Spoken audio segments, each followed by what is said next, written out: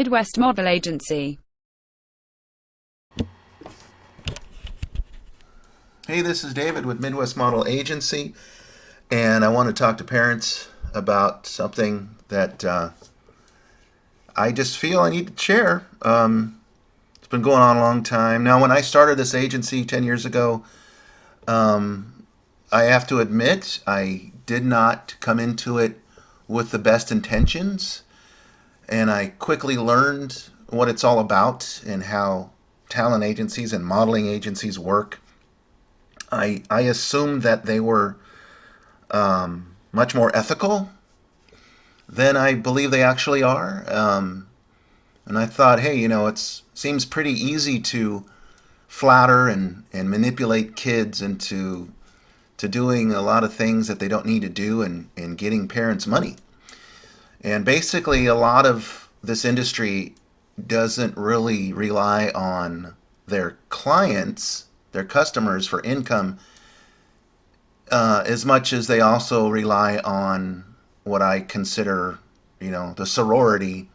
This industry is full of smoke and mirrors, and that's why I just cannot, in good conscience, support or participate or recommend any of these talent and modeling events. These groups, they call themselves international modeling groups or talent events, and they usually have their events in a hotel.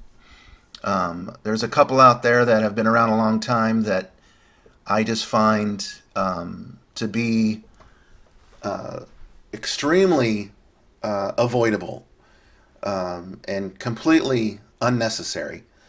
Let me give you an example. I've got a friend who one of the reasons, let me back up.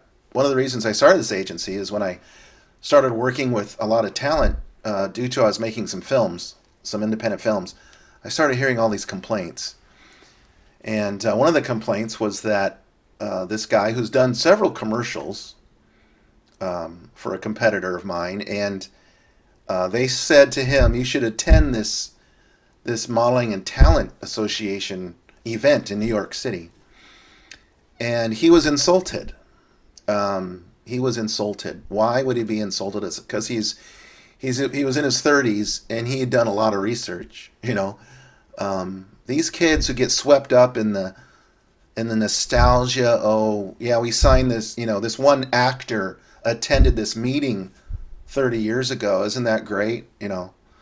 Come to New York City or Los Angeles. It'll be exciting, and there'll be all these other talented people there, and you'll get to meet with other talent agents, and we'll put you on stage, and you'll sing and dance and walk around, and you'll get a paper award. You might even get a scholarship to an acting academy in one of these big cities. And I no longer think that's a good idea. I think that I've never thought it was a good idea. As New York City is the worst place to send your children. I cannot recommend it. It's violent. It's dangerous. It's anti-protection. You can't protect yourself. And so I just say avoid them. Avoid any group that comes in and has a talent, casting call in a hotel is probably not something you want to participate in, especially if they're asking for money. And they all ask for money. So this group, one of the famous groups, one of the more prolific groups, they want $5,000 to $6,000 for your kid to attend. Well, if your kid's under 18 years old, you gotta participate too. So you have to pay your $5,000 or $6,000. I know a mom and daughter who paid $10,000, and they marched her daughter around on a stage in a bikini, braces and all, and then they took a picture and they sent it to her, and they said, and had a big word proof on the picture, right? So if you want this picture of your daughter on stage at this event, it's going to cost you $250. And that's just typical how these things work. It's just a money-making scheme. I can't say they're all a scam because they'd like to sue me, so I can't use the word scam, but I can use the word scheme. And YouTube would banish me if I use the word scam too many times. Um, but parents, don't get hoodwinked into thinking that you know what, you can do better. If you are signed with an agency or an agent, you're better off working on goals and setting priorities. If you want to spend a bunch of money, buy a camera, get a film crew, write a script, find a script writer. There's plenty of talented people in most places in the country that would love to work on reels for actors. And this is mostly about actors. For modeling, the game plays the same way.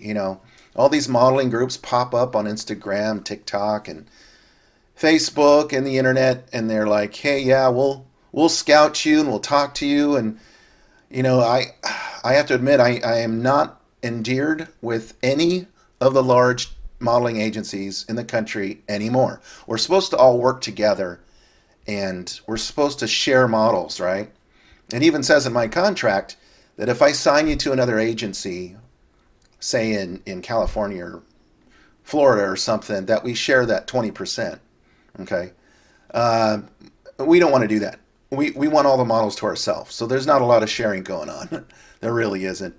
Um, the other thing that most talent agencies do, at least I've been told this by multiple people, producers and actors, is that they double dip on the invoice. So if the invoice is $1,000, the model's supposed to get $800. The agency gets $200, but they send an invoice for an extra 20, so they get an invoice for $1,200. The model still gets 800. The talent agency gets 400. So they're getting a lot more. In fact, because of that, if they're going to raise the price of the invoice by 20%, the model should be getting like $960, and the agency should get the rest. So I challenge all of you people with other agencies in the United States. If you're wondering if they're double dipping, ask them to see your invoice. You have a right to. You have a right to see the invoice that they're sending to the client. Yeah. So there's so many ways that photo packages. That's why we do free photo packages. Because guess what? I can't guarantee anybody they're going to get work. If I'm approaching you and I have a client who needs something, chances are you're going to get the job. But if you're just a random person, the other thing you can't ask your talent agent, and they're just not going to tell you, is how many people are signed to the agency, and what is the percentage of those people that have gotten work or continued work, right? They got 600 people, but how many of those 600 people have gotten any substantial work? And if they got one job, has that actually helped them? There's a lot of people who get commercials that are one and done. I see it all the time. And there's a lot of people with my competitors I simply would not sign. A lot of people are fluff. And what is that? Fluff are people who pay fees, people who attend these conferences, because I'm pretty sure, now I can't say this for sure, but if I was a talent agent who wanted to take advantage of somebody, I would work it out so that when I sent somebody to your event, that I got a kickback. So if they're paying $6,000, I should get 20% of that, right? So I'd be really surprised not to know that they get a kickback. So if you're being approached by an agent to attend one of these events, ask him how much of their fee he gets. I challenge you to do that. The other thing I challenge you to do is if you go to one of these events and you win Singer of the Year or whatever, and they want to give you a scholarship, find out what the scholarship's worth, and then compare it to any other scholarship outside of New York City or Los Angeles, any other school, and find out what is room and board going to cost? How are you going to support yourself? So I can't recommend anybody goes to New York City at all.